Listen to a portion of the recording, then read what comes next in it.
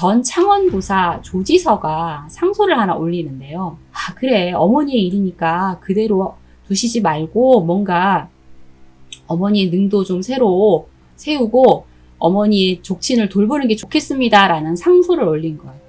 그러자 또 3사에서 즉각 탄핵을 하고 나섭니다. 왕후를 패한 것은 성종께서 독단에서 하시는 것이 아니라 두 분 대비께서 익히 생각한 바에 처리한 것인데 이런 국가의 막대한 일을 조지서 따위가 의논할 바가 아닙니다. 성종조에는 아무 말도 못하고 있다가 이제 와서 이런 말을 하는 것은 전하께 총애를 받고자 하는 것이니 속으로는 선왕을 그르게 여기며 전하께 아부하는 죄를 잡아다 국문하지 않을 수 없습니다 하면서 강력한 발언을 했던 거죠.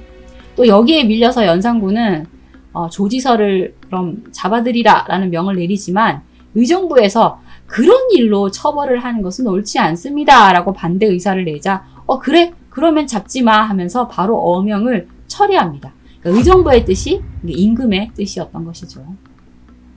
그리고 연산군 2년 윤 3월에 연산군은 내가 내시를 보내서 폐비의 묘를 살폈더니 이 묘소가 무너진 채 여러 해 동안 관리가 되지 않아서 장차 해골이 나와서 여우와 사객에 먹힐 지경이다. 사대부의 묘소도 이와 같으면 안 되는데 하물며 임금의 어머니의 묘가 이래서야 되겠는가?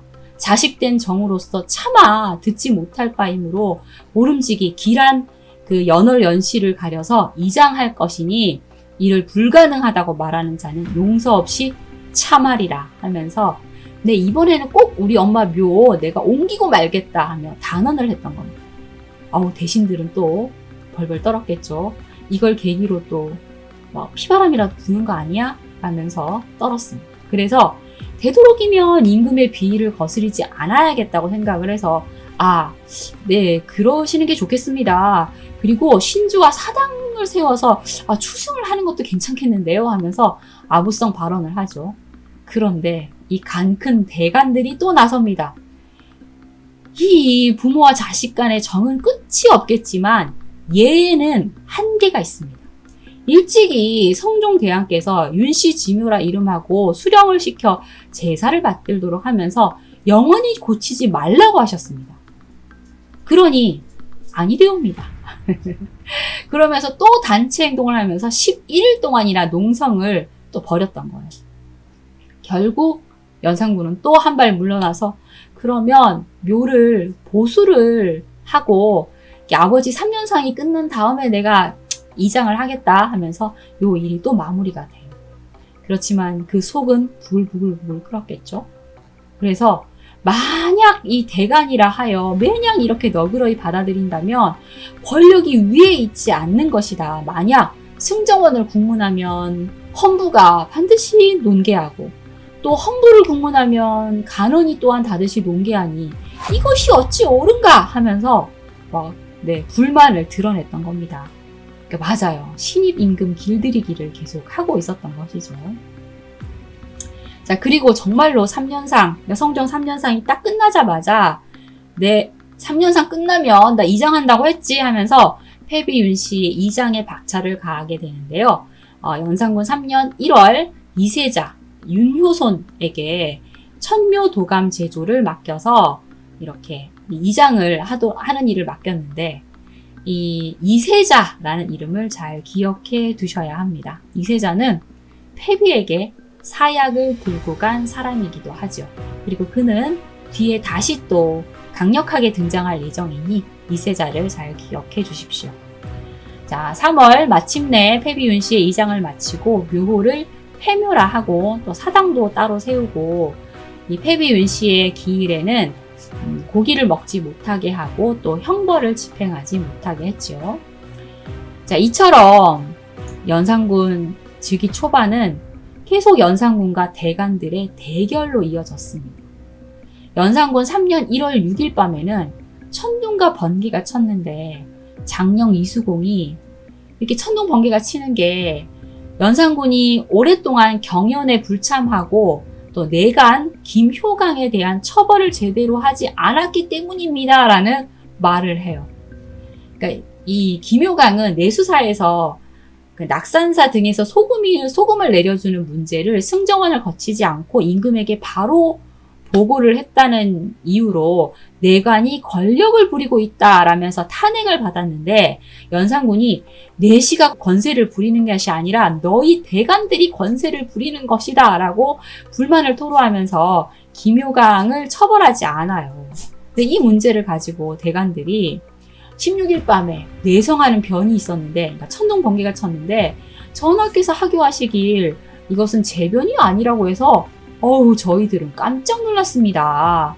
윤 씨는 패비인데도 사당을 세우고 신주를 모셨으며, 그러니까 삼정승은 음양을 섭리하고 그 아래 이 찬성 의정부 벼슬을 하는 이들이 교화를 넓혀야 되는데, 이들 모두가 사람답지 않게 행동했기 때문에 이와 같은 일이 벌어진 겁니다 라는 말을 하는 겁니다.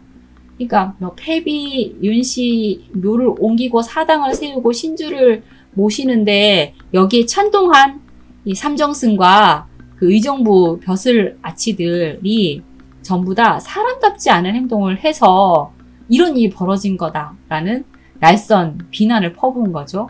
그러자 이렇게 또 탄핵을 받은 좌의정 어세겸, 그리고 우의정 한치영, 그리고 좌찬성 이극돈, 우찬성 성준 등이 저희들이 사람답지 않다 하니 어찌 이 자리에 있겠습니까 하면서 또 사직을 청하게 되죠.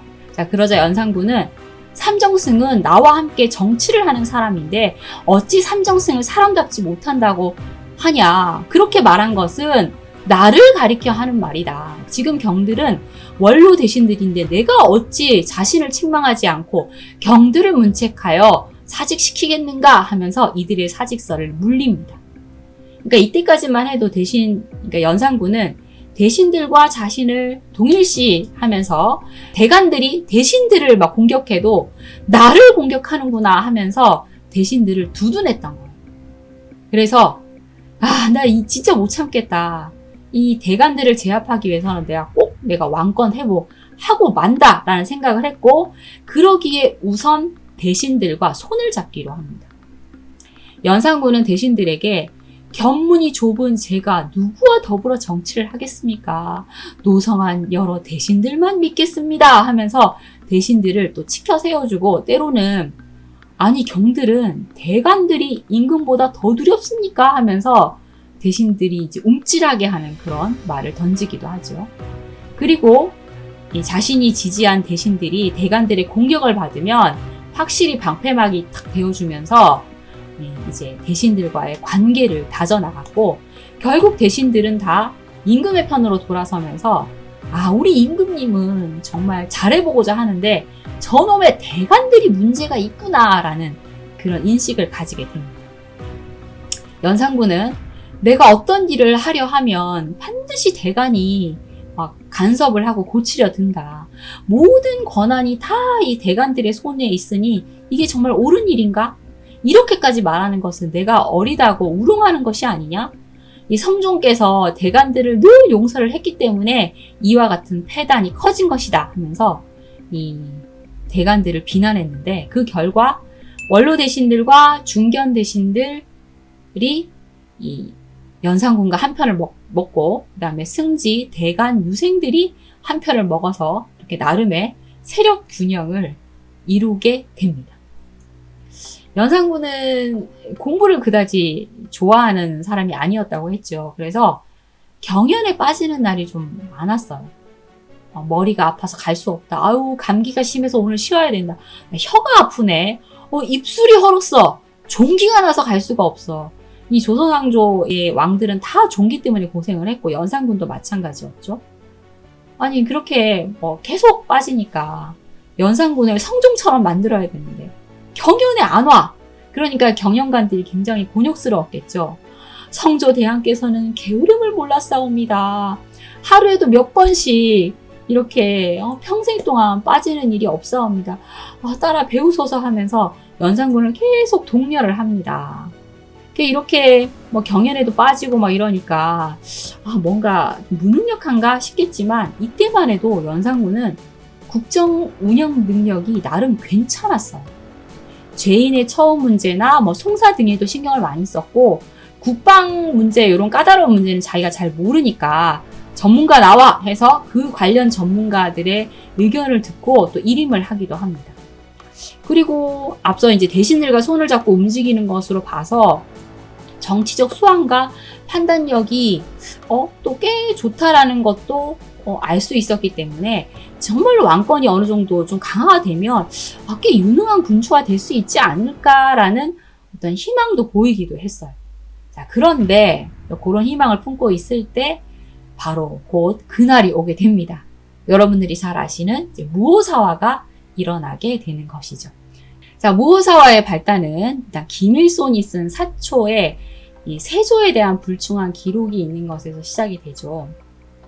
실록청 당상 이극돈이 사초를 살피다가, 실록에 실기 전에 이제 사초를 먼저 쓰잖아요. 살피다가 김일손이 쓴 사초를 보게 되는데, 아니, 자신의 잘못을 기록해 놓은 거예요. 불경을 잘 외운 덕에 전라도 관찰사가 되었다. 전라 관찰사로 있을 때 정의왕후의 상중이었는데 장흥의 관기를 가까이 했다라는 내용이 있는 거예요. 아니, 이거 영원히 기록이 남을 거잖아요. 실록에 올라가면. 그래서 김일손을 찾아가서 야, 이거 좀 수정 좀 해줘, 좀 지워줘 라고 했는데 김일손이 안 되지, 이런 건 지울 수 없지 하면서 거부합니다. 여기에 분을 품은 이극돈이 이 김일손이 쓴 문제의 다른 기사를 이제 유출을 하게 되는 것이죠. 자, 어떤 내용이 있었을까요? 자, 일단 세조가 소릉, 그러니까 단종의 어머니인 현덕왕후 건씨의 능을, 그러니까 제궁을 파서 유해를 바닷가에 버렸다. 그리고 황보인, 김종서 등 대신들과 사육신이 세조에게 충성하지 않고 절개를 지키다가 죽었다. 세조가 아들인 의경세자, 그러니까 덕종의 후궁 권씨를 탐했다. 그리고 노산군의 시체를 숲속에 버리고 한 달이 지나도록 이 염습하는 사람이 없어서 까마귀와 솔개가 날아와서 쪼았다. 그런데 한 동자가 어느 날 밤에 와서 시신을 짊어지고 달아났는데 물에 던졌는지 불에 던졌는지 알 수 없다. 이런 내용이 실려 있었어요. 그러니까 카더라 통신이 그 안에 들어가 있었던 거예요. 그리고 또 김종직의 조이제문 전문을 실어둔 것이죠. 사실 이극돈은 자신에 대해서 좋지 않게 쓴 것도 굉장히 좀 문제이긴 했지만 이렇게 세조를 모독하는 내용이 나중에 들켜서 연산군이 알게 되면 실록청 당상인 자신의 책임이 될까봐 좀 두려워하는 마음도 있었던 거예요. 그래서 또 다른 당상인 이세겸과 논의를 했는데 두 사람이 머리를 맞대봤자 별다른 해답이 없어요. 그래서 당시 머리가 비상하기로 소문난 유자강을 찾아가게 됩니다. 여러분, 유자강 나중에 좀 별도로 다뤄볼 인물이어서 그에 대해서 자세히 언급은 하지 않도록 하겠습니다.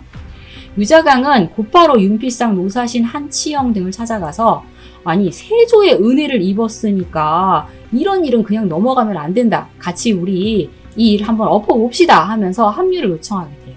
자, 그래서 1498년 7월 1일 화평부윤군 윤필상, 그리고 선성부원군 노사신, 그리고 오이정 한치영, 무령군 유자강 등이 도승지 신수군을 통해 비밀리에 연산군을 만나게 됩니다. 연산군이 딱 이 얘기를 전해 들었을 때 자기 입장에서 볼 때 세조는 어린 왕을 가지고 놀던 김종서 등의 간신을 척결하고 나라를 반석 위에 올려놓은 아주 멋진 사람이고 그 정통성으로 지금 자기가 왕위에 올라 있는 거잖아요. 그런데 세조를 폄하한다는 것은 곧 왕권을 부정한 것과 같은 것이죠. 자, 그래서 곧바로 금부도사를 보내 해당 관련 인물들을 다 잡아들이게 하는데 그때 병으로 지방에 내려가 있던 이 김일손이 체포되어 왔고 김일손을 국문하게 됩니다. 그런데 김일손은 오직 사실만을 썼습니다 라는 주장을 하는 거예요. 권기인은 세조께서 부르셨는데 분부를 받지 않았다고 했기에 이를 기록했습니다. 그런 말을 어디서 들었느냐? 들은 것을 하문하시면 부당한 듯하옵니다. 실록은 직필이어야 하는데 헛된 사실을 썼단 말이냐? 들은 것을 바른 대로 고해라. 권기인의 조카인 허반에게 들었습니다. 그러니까 또 허반이 잡혀오겠죠. 자, 이렇게 처음에는 연산군이 국문을 하다가 뒤이어 유자강이 짜잔 나타나서 이제 국문을 계속 이어나가게 됩니다. 황보인과 김종서의 죽음을 그렇게 쓴 이유가 뭐냐? 절개 있는 죽음이라고 여겼기 때문입니다. 소릉의 제궁에 대해서는 누구에게 들었느냐? 이렇게 네가 그렇게 쓴 데는 누구한테 들은 것일 테니까 다 불어 하면서 출처를 조사하면서 연루자들이 계속 늘어났고 이 불똥이 어디로 튈지 모르는 상황이 됩니다. 이런 상황이다 보니까 대관들조차 감히 입을 열지 못하는 상황이 된 거죠. 자, 이런 상황 속에서 김일손이 압송된 지 4일째인 7월 16일 김종직의 조의제문이 이제 원본이 척 발견이 되고 유자강이 친히 그것을 해석해서 이 사화는 새로운 기와점을 맞게 됩니다. 김종직의 조의제문 그래도 한번 살펴볼까요? 정충년 10월, 그러니까 세조 3년에 어느 날 내가 답계역에서 잠을 자다가 꿈을 꿨는데 신령이 7무늬가 들어간 예복을 입은 훤칠한 모습으로 와서 나는 초이양 손심인데 서초패양 황후에게 살해되어 침강에 빠뜨려졌다 라고 말하고는 호련히 사라졌다. 휴왕은 하늘이 내려준 제왕의 상징을 쥐고 왕위에 오르니 천하의 진실로 미씨보다 높은 사람이 없었다. 그러나 희왕은 황후가 상장군 송이를 멋대로 죽였는데도 어째서 그를 잡아다가 처형하지 않았는가. 끝내 배신한 황후에게 시해를 당했으니 하늘의 운세가 크게 어그러졌다. 그러니까 세조의 왕위 찬탈 과정을 황후에게 살해당한 초이양에 빗대어 이제 글을 쓴 것이죠. 그러니까 사림의 종주로 추앙받던 김종직은 세조 치하에서 과거에 급제를 하고 벼슬을 했는데 마음속으로는 세조의 집권을 조금 불편하게 생각을 해서 그의 마음을 이 조의제문에 담아서 지었던 겁니다. 자, 이 조의제문을 접한 연산군은 엄청나게 분노를 했겠죠. 김종직이 속으로 불신의 마음을 가지고 새 조정을 내리섬겼다. 생각할수록 두렵고 떨리는구나. 동서반 3품 이상의 대관, 홍문관들로 하여금 형을 의논하여 아뢰도록 하라! 라고 외칩니다. 자, 그러자 여러 대신들이 지금 이 조의제문을 읽어보니 입으로만 읽지 못할 뿐 아니라 눈으로도 참아 볼 수 없습니다. 마땅히 대역의 죄로 논단하고 부관 참시하소서 하고 외쳤고 또 많은 사람들이 극형을 주장하죠. 심지어 김종직의 제자로 거론됐던 표현발, 홍황 등도 극형을 주장합니다.